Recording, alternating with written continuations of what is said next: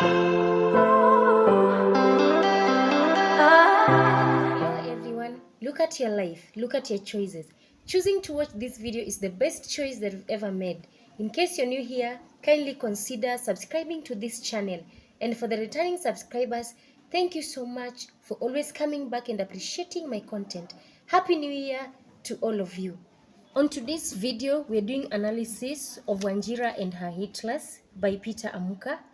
Peter Amuka is a Kenyan professor of comparative literature at Moi University, and this is a nice read. Yes, first let me do the analysis of the cover. From the cover, there are some things that we can notice. Wanjira and her Hitlers. Then we have a flower bending below, and this flower, we can also see there are traces of blood. And the flower bending below simply means that the flower has been deprived of right to grow. And then we can also notice that the flower is bleeding. Again, we can also see the traces of blood even in the leaves. There are traces of blood. And then also the flower is bending and isn't broken. That is another thing that we can realize. And then there's some shades of light that surrounds the flower.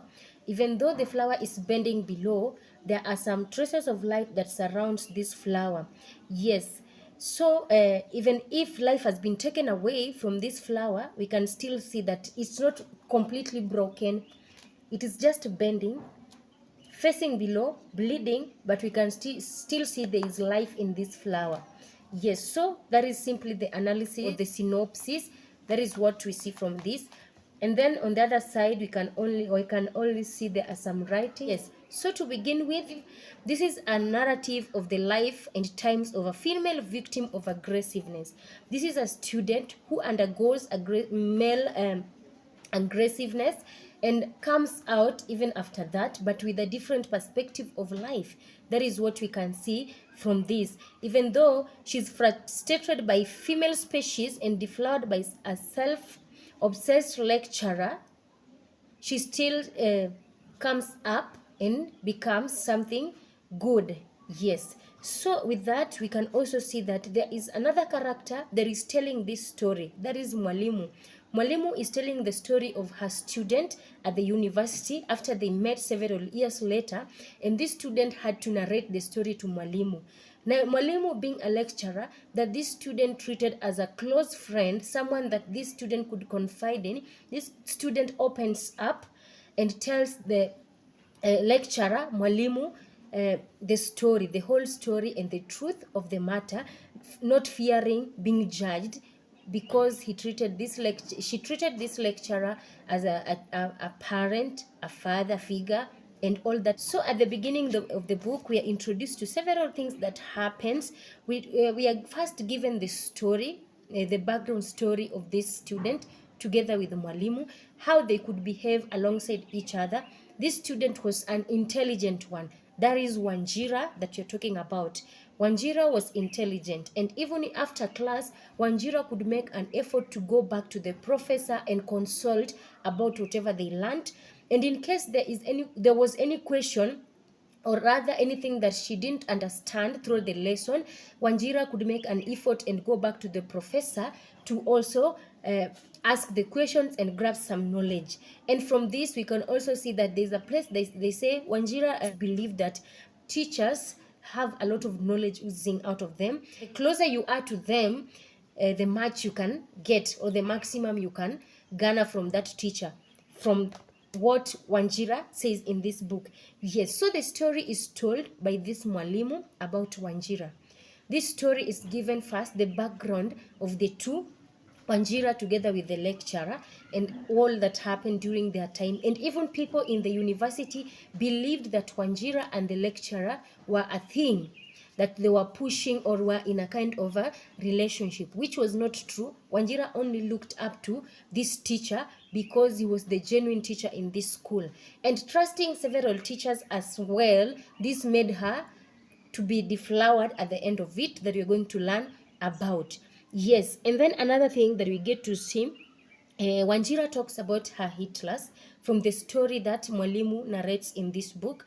Wanjira talks about the father who keeps associating her to sex. He even disowns her and changes her name from Wanjiku to Wanjira.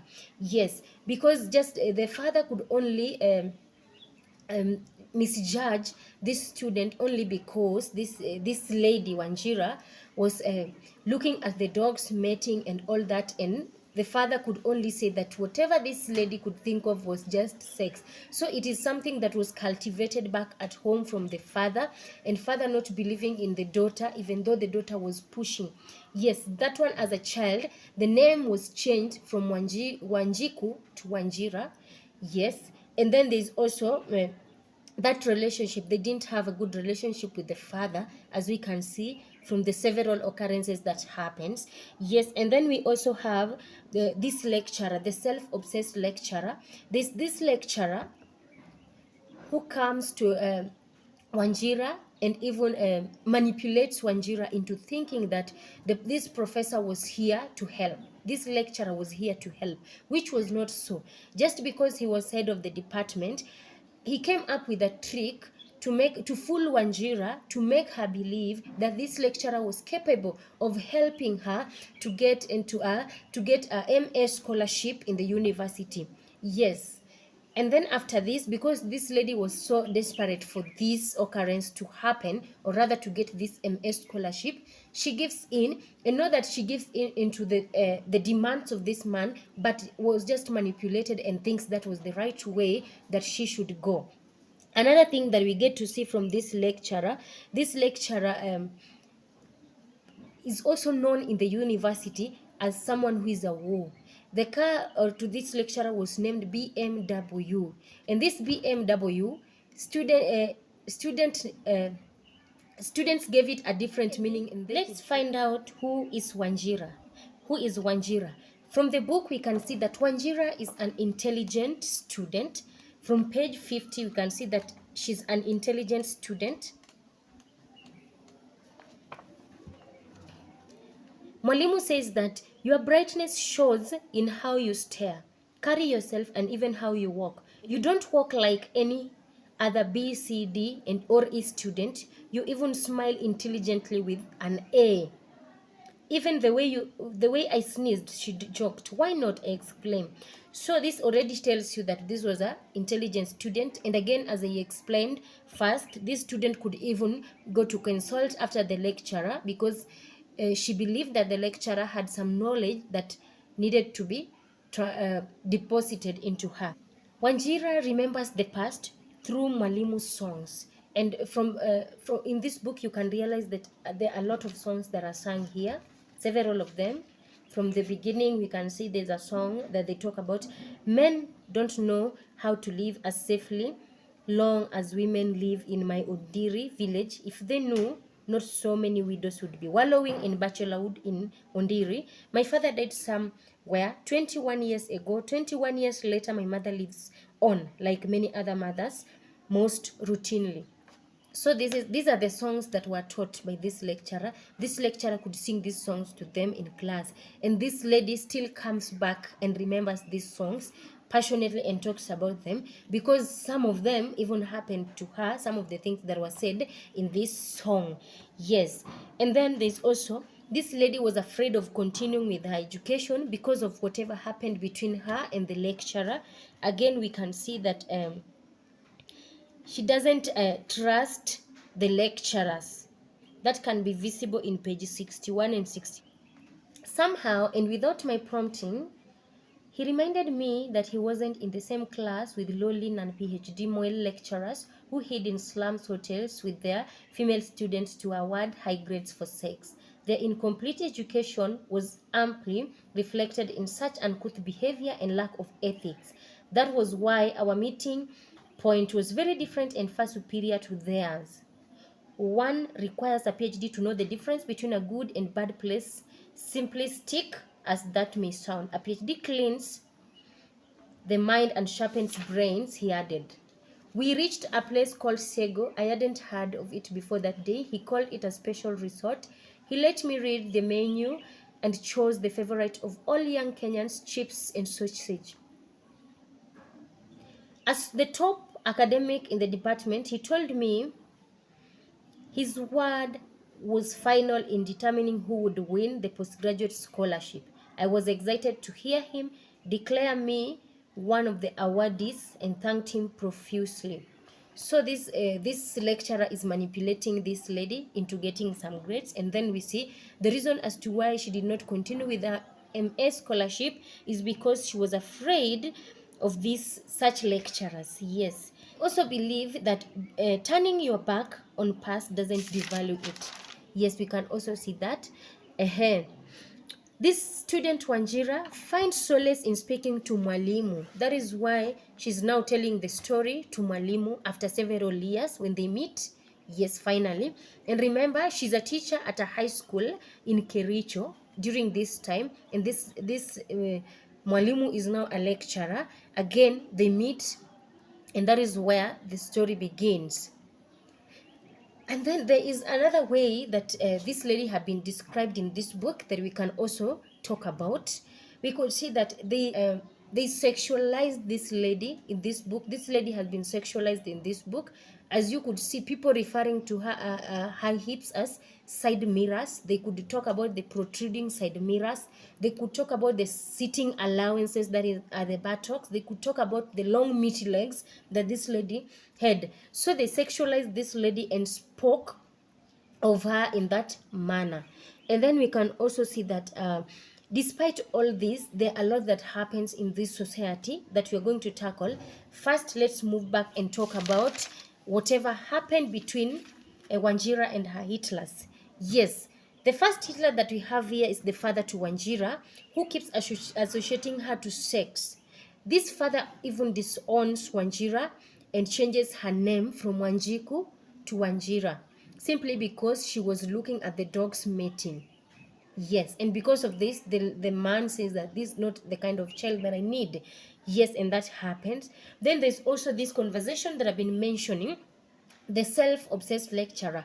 This lecturer tricks this lady because of a scholarship and gets his way through her.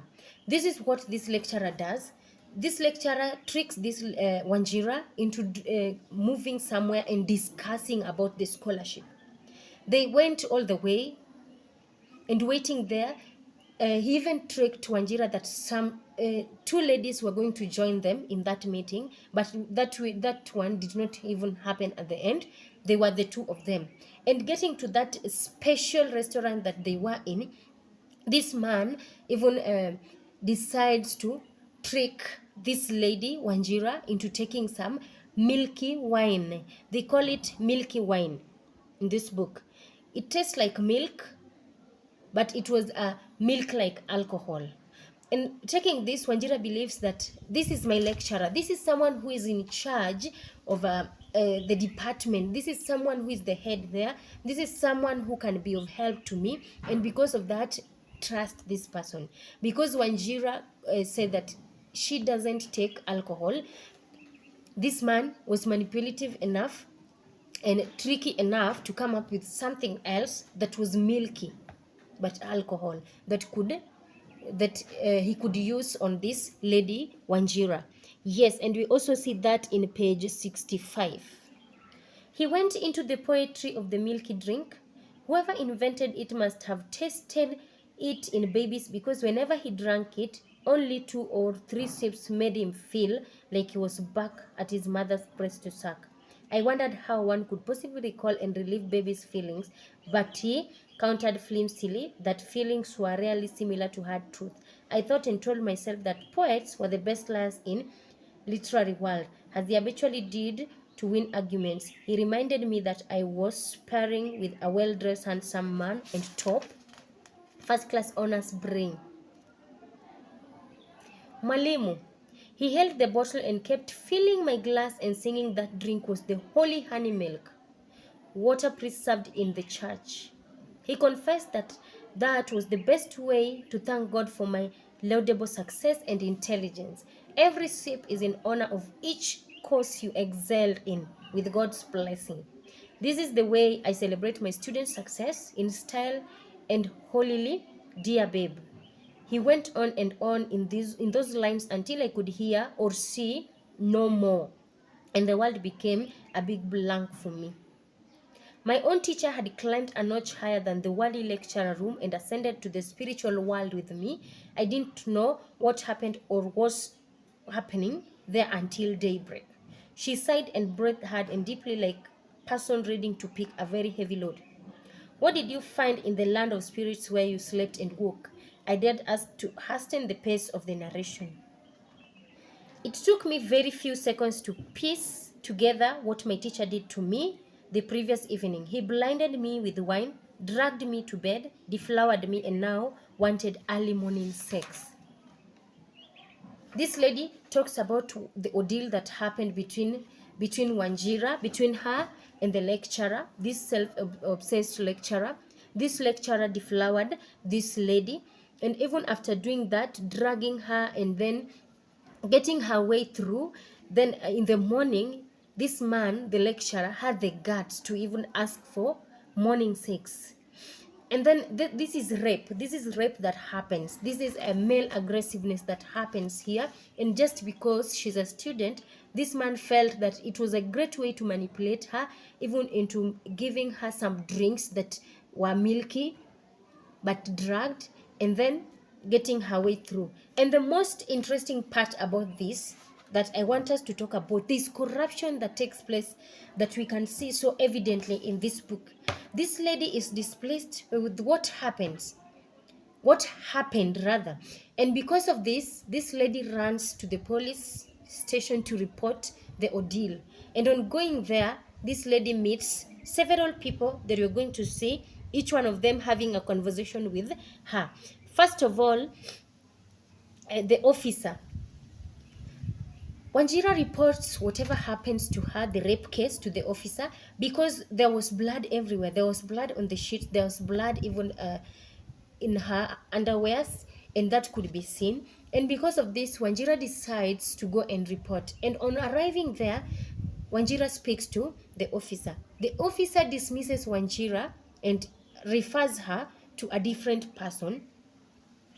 The woman blames the mistake on Wanjira and says that you wanted this man.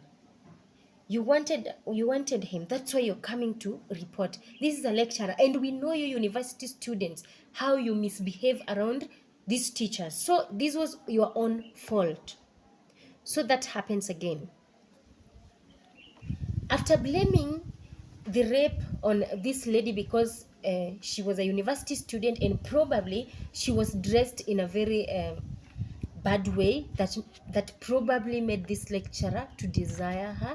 Those are the excuses. Or maybe, or probably, this lady wanted this lecturer and looked for a way to pin this lecturer down and all that. Yes, that is a woman. And then we have the boss. The boss now accuses her of dipping her underwear in some goat blood and incriminating a man that she wanted and rejected her. So because there was evidence and you could see that there were blood coming out, and then from the underwear you could see there were blood, yes, and even at the hotel the sheets were still there, the bloody sheets were still there. But what does this boss say? The boss says that probably you dipped your underwears or the sheets in some goat blood to incriminate a man whom you wanted and rejected you. So it looks like Wanjira is the one who wanted this self-obsessed lecturer. Yes, we get to see that again. That is another high range of corruption, and she faces this under her Hitlers. Let me take you back. Before then, this girl was a well-behaved lady. This girl was a virgin. This girl even says that 2 days before the end of my final year, I was a pure and broken virgin. If you insist on knowing the name, my answer is there are many more like him. It is just an example I needn't mention or name.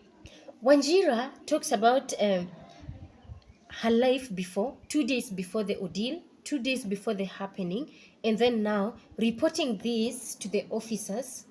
They don't believe this lady just because she's a university student, just because they believe that a lecturer cannot do that. Someone who is oozing of knowledge, how can that person do that?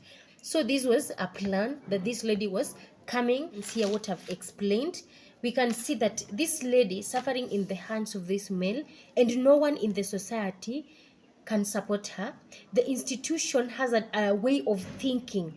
They believe that a woman have to indulge in such activities, but a man cannot. A woman has to force it. A woman has to initiate everything, but a man cannot. So we can see that even at the police, they supported the lecturer without even finding the truth, without even seeking to know the truth, and just ignored Wanjira. Because you ladies, you attract men. You ladies, you do this to men. You manipulate them into lying with you. You manipulating into getting down with you. So that is what we get to see in this book. Yes, and then another form of corruption that we can find out from this book is that when Wanjira tells them that they can go to the hotel and confirm from the bed sheets that the blood were there, the evidence that Wanjira had, they refused and claimed that the Land Cruiser did not have fuel. But to the surprise of Wanjira, this same vehicle gets in. So Wanjira was wondering, how was this vehicle moving around without fuel? That was another corruption, that they wanted Wanjira to give them something so that they can go and do it. So that is the society we can find out in this book, or rather we are living in right now.